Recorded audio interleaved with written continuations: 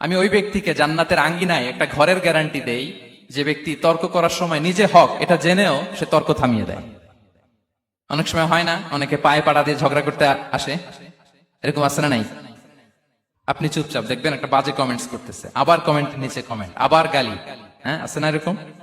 বিষ্ণু বলেন নিজে হক এটা জানার পরেও আর যাতে তর্ক না বাড়ে, যে তর্ক থামিয়ে দেয় জান্নাতের আঙ্গিনায়, তাকে আমি একটা ঘরের গ্যারান্টি দেই। আর ওই ব্যক্তিকে আমি জান্নাতের মাঝখানে একটা ঘরের গ্যারান্টি দেই যে ব্যক্তি কৌতুক করার সময়ও মিথ্যা পরিহার করে। করতেছে কৌতুক, ফান করতেছে আর হি ইজ কিডিং, ফান করে, কৌতুক করে, কিন্তু কৌতুকের সময় সে মিথ্যা বলে না।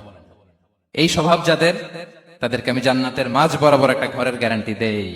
এরপর বিষ্ণু কি বলে দেখেন, তিনি বলেন জান্নাতের সর্বোচ্চ স্তরে আমি একটা ঘর বা একটা বাসভবনের গ্যারান্টি ওই ব্যক্তিকে দেই যে তার আচরণটা সুন্দর করেছে।